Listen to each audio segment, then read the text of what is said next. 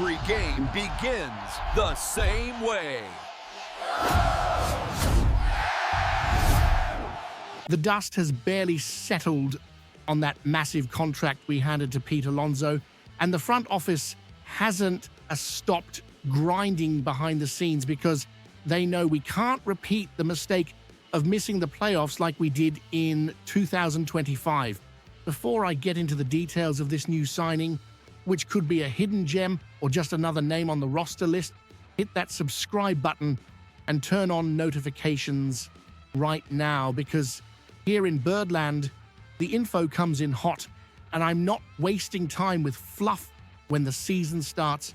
We are talking about moves that define whether we're fighting for a title or watching October from the couch. The news that just came out of the oven, confirmed by reporter Francis Romero, is that the Baltimore Orioles went to the market to grab a name that once held a lot of prestige and is now looking for redemption: Dominican infielder Marco Luciano. If you follow prospects, you know this kid was untouchable in the San Francisco Giants system a few years ago, but baseball is cruel, and he ended up being the odd man out. What catches my eye here isn't just the name, but the profile of the gamble Mike Elias. And our front office are taking. They saw a market opportunity after he was released and acted fast to bring this talent into our system. Let's break down the numbers, because they tell an all-or-nothing story that every O's fan needs to swallow with caution.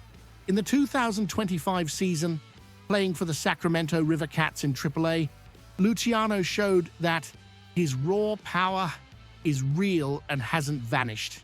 He hit 23 home runs in 125 games. That is real pop, the kind of contact that makes the ball travel far at Camden Yards.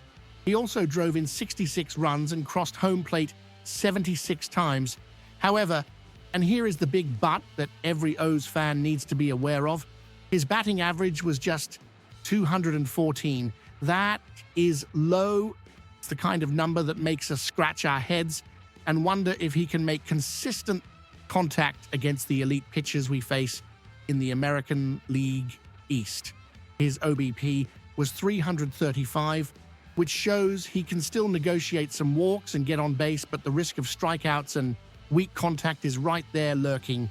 I view this signing as a direct response to the need for depth. We saw what happened last year when injuries started piling up and the bench couldn't handle the workload. Bringing in Marco Luciano is putting a lottery ticket on the roster. If he finds the rhythm that made him one of the top baseball prospects in the world a few years back, we have a right-handed power hitter who can change the game coming off the bench or covering for an injury. If it doesn't work out, the cost was low and the attempt was valid. It is interesting to note that he didn't step on a major league field in 2025, spending the whole year in AAA trying to find himself. In the 41 games he played in the bigs for the Giants before that, his average was 217. In other words, he hasn't proven he belongs to the elite yet, but the raw talent, that bat speed scouts love, is still there. And with Alonso's arrival bringing that power mentality to the lineup, maybe Luciano feels less pressure to be the savior and can just focus on hitting the ball hard. It's a classic low-risk, high-reward move that smart teams make while rivals are asleep at the wheel. Looking at where Marco Luciano fits into this chessboard that is our roster, his defensive versatility might be the factor that keeps him on the big league team or has him shuttling up and down from AAA throughout the year. He is originally a shortstop, but we know that position demands a range and consistency he has wavered in showing.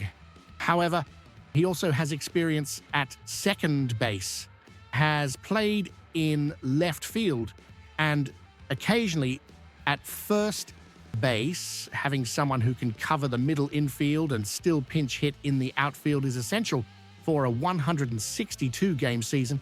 With Pete Alonso locking down first base, and let's be honest, we expect him to play every day with that contract, Luciano fights to be that guy who gives the starters a breather or comes in as a pinch hitter when we desperately need a home run in the 8th inning against the Yankees bullpen. And speaking of rivals, we cannot ignore the context of this move. The Toronto Blue Jays, the Boston Red Sox, and of course the New York Yankees are arming themselves to the teeth.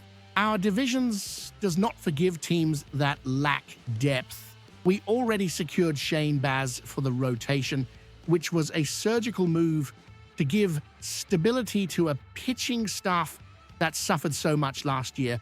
But the offense needs options. The front office knows they can't rely solely on the starting 9. We need a bench that instills fear, or at least respect.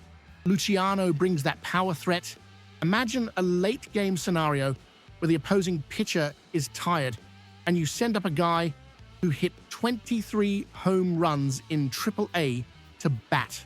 Even with the low average, the danger of a long ball is always present. This is what building a winning roster is about, having different tools for different situations. I have been watching the market movement, and honestly, I feel like Baltimore isn't done yet. They are scouring the league, using the waiver wire aggressively, which shows management isn't satisfied with just the stellar signing of Alonso.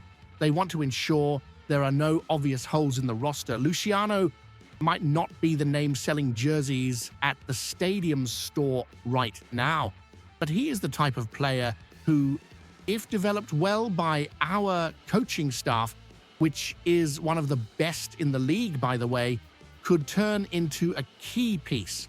My read is that Baltimore is trying to replicate the success they've had, reclaiming other players in the past, betting that the Birdland environment will unlock this kid's potential.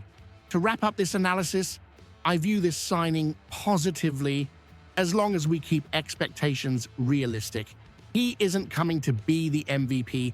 He is coming to compose a group that needs to be mentally and physically tough. Now, I want to hear from you, O's fan.